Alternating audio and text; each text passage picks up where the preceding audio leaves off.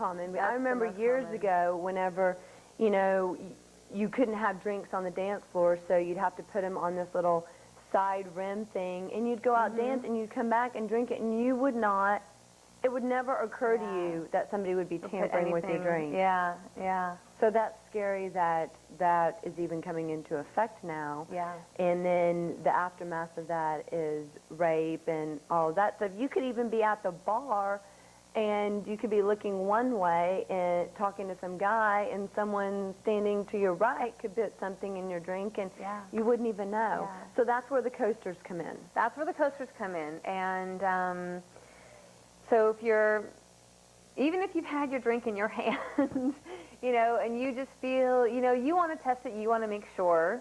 You're with a bunch of your girlfriends, you know, and maybe you guys have mixed up drinks, even though you're sitting at the same table. You know, you want to be safe, and if you just put a little drop on it, the coasters are 98% accurate.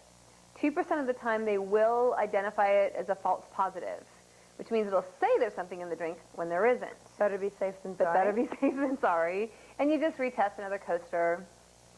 And an interesting story is my sister was at a bridal shower at the Four Seasons, and it was all women, and she was drugged.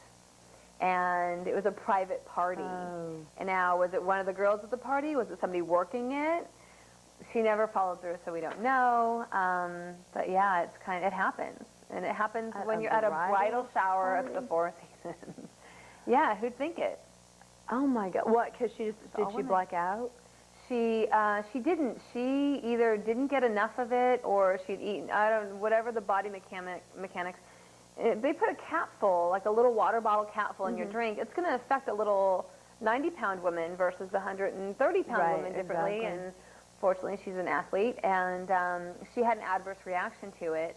And she lost muscle control, but also had muscle twitching. And she couldn't remember where she was. She couldn't remember how to get home. She couldn't remember how to use her cell phone. Crazy. And they ended up taking her to the emergency room, and the emergency room doctor didn't even know what was wrong with her, because he was unaware. Oh, that's scary. We need to start with the doctors, please. Yeah, they should know. The nurse knew, and the nurse said, "You've been drugged, you need to go to the police." But the emergency room doctor didn't know anything. So is it better to go to the emergency room first or the police You have to go to the emergency room first, because if you're because you could easily go into a coma or die. Oh. You don't know how much you've been given. You don't know how much you've ingested. You could go into a coma or die. So the most important thing to do is get to the emergency room so they can take care of your physical body first. And then you have all the emergency room papers diagnosing what has happened to you that verifies the police. Now, is the drug still going to be in your system? Because if you're blacked out and say you wake up the next morning and you have absolutely no idea what the heck just happened to you, and you go to the emergency room, is it still going to be in your system, or is it already going to be out of your system and they won't be able to tell? Well, the GHB drug, will burn out of your system in 4 to 6 hours. So depending on how long you've been passed out for. Now, if you haven't urinated within that time, it would still be in your urine if it hasn't burned out. Okay. One of the things you can do that a lot of people don't know is you can go back and have a hair test 4 to 6 weeks later. And it will come out in a hair follicle sample. But you have to wait 4 to 6 weeks. You have to wait 4 to 6 weeks. And unfortunately, by that time, women don't feel, they're over it or whatever. They forget about it. They forget, it's not that important. Yeah, that's a shame. So it does burn out of your system, but there are ways to test for it. And yeah. Now, can you get these coasters at bars, or do you have to go out there and get them yourself? You have to go out there and purchase them yourself. And we're trying to get them in bars. We're trying to get them in retail stores. But people are afraid of it because they feel that if these coasters were to be in their bar, then they would think that people would think they're going to get raped if they come in. And it's such a ignorant, fear-based way of thinking. And rather than approach the problem head on and say, listen, we know, we're trained, we're here to help you, come and have a safe, wonderful time. But the problem is that they don't want to face it because, I mean, how can you not want to face it? It's happening. People just don't want to acknowledge that it's actually happening. Yeah. And that's what's scary is they just think, well, if I act like it doesn't happen, or if I just push it back and say, well, it's not going to happen to me, then life's going to be great. But, you know, we've heard thousands and thousands of times how you don't think something's going to happen to you and it ends up happening to you, God forbid. You know, something like this should happen. But the thing is that it is happening to women out there, and you don't know how directly it could affect you. It may be your friend, it may be your sister, but it's better to be safe than sorry. Wouldn't you rather know that this bar is taking care of you? Yeah. As opposed They're to looking, yeah. not caring. Because you don't have much time. It's 5 to 15 minutes. So, and if all of a sudden you start feeling funny, and that waitress is like, hey, she just got here. I just got her first drink. Right. She's like, okay, let's get her in the bathroom. You know, yeah. I mean, and we're here to watch out for each other, and it's women of all ages. Many stories of women in their 50s and 60s that have been drugged and raped. And it's not just for the club-going 20-year-old crowd. Right. It's not just for people in college, and especially women in high school. You know, boys are at home and they're playing and experimenting and all, and you think that they're your friend, and because they're in your class or what have you. Right. And it literally destroys a life. They may live through it, but it will affect them for the rest of their life. A woman in America, it says right here, is raped every 2 minutes. And that's a very scary stat. And it's kind of hard because a lot of the rapes, as we said, are not reported. So how many do you think, if you had to estimate, are done by drug-facilitated rapes? And how many can we possibly reduce that if we get these coasters out?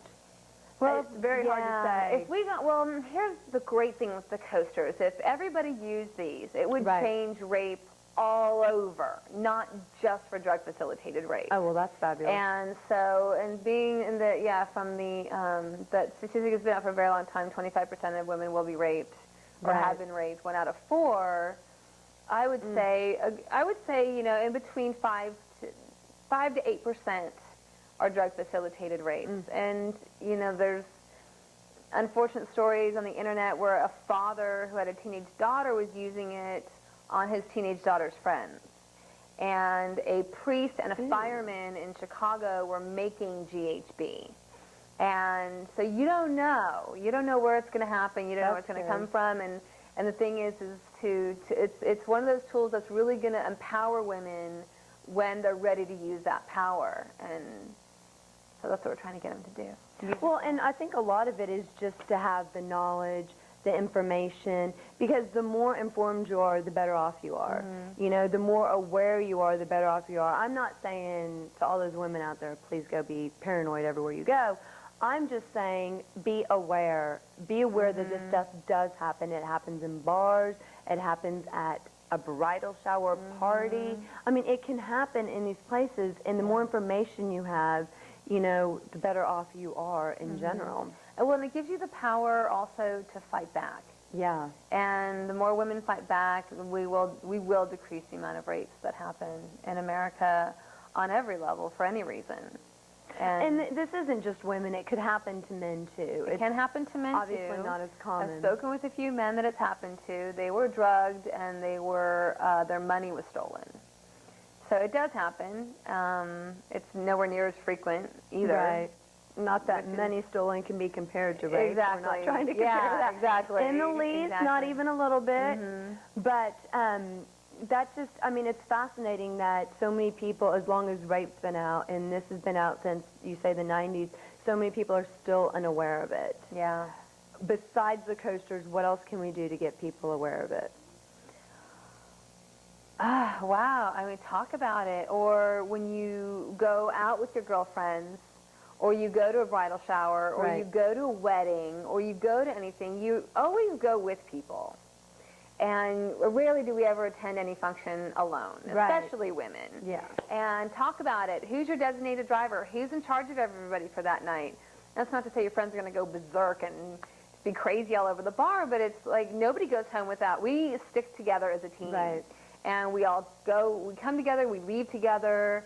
And so utilizing those kind of, you know, protective pack strategies will also protect you in the long run. You know, making sure that your girlfriend's going to watch out for you. They're going to come look for you every 15 minutes in the bar, make sure you're okay, or, you know, to talk about it and to have a strategy. And if you want to take a boy home that night, then he goes with you. Right. You don't go with him.